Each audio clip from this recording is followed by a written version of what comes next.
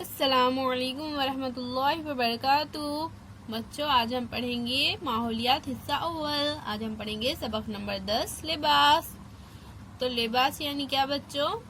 ہم روزمرہ کی زندگی میں جو کپڑے پہنتے ہیں انہیں لباس کہتے ہیں۔ کپڑا کس چیز سے بنتا ہے بچوں؟ کپڑا بنتا ہے دھاگے سے۔ دھاگوں کو ایک دوسرے میں پرو کر کپڑا تیار ہوتا ہے۔ دھاگے ایک دوسرے میں پرونا یعنی بننا۔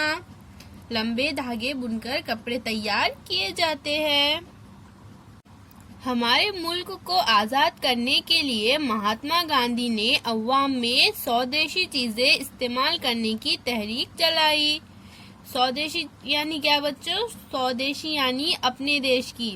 تو مہاتما گاندھی نے کیا کرے؟ عوام میں سودیشی چیزیں یعنی جو چیزیں اپنے دیش میں تیار ہوتی ہے وہ استعمال کرنے کی انہوں نے تحریک چلائی۔ اس کے لیے انہوں نے سوت کاٹنے کے لیے چرخے کا استعمال کیا۔ ملک بھر میں سوت کاٹنے کے چرخے بورڈ بنائے اور سودیشی چیزیں استعمال کرنے کا پیغام دیا۔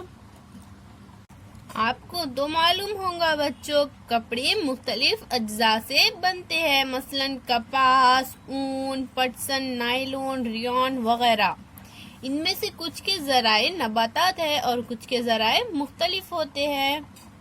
بچوں کپڑے دو طرح سے بنے جاتے ہیں۔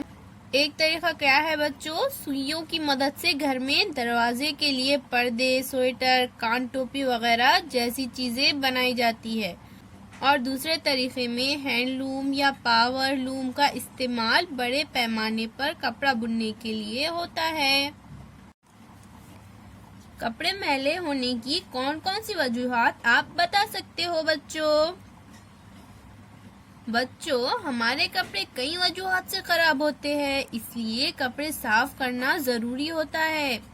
صاف کپڑے پہننا ایک اچھی عادت ہے۔ صحت مند رہنے اور سلیقہ مندی کے مظاہرے کے لیے ہمیشہ صاف ستھرے کپڑوں کا استعمال کریں۔ کپڑے مضبوط ہوتے ہیں، وہ پرانے ہو جائے تب بھی ان کا دوبارہ استعمال ہو سکتا ہے۔ پرانے کپڑے اگر اچھی حالت میں ہو تو ہم انہیں ضرورت مندوں کو دے سکتے ہیں۔ کپڑے پھٹنے پر ان سے رضائی، پاپوش وغیرہ بنائے جا سکتے ہیں۔ ان کپڑوں کے دھاگے الگ کر کے نئے کپڑے بنائے جا سکتے ہیں۔ بالکل پھٹے پرانے کپڑوں کی لگدی تیار کر کے اس کا کاغذ بنایا جا سکتا ہے۔ اس کا استعمال پلیٹ، کاغذ کے پھول تیار کرنے میں ہوتا ہے۔ اس لگدی سے ماڈل بنائے جاتے ہیں۔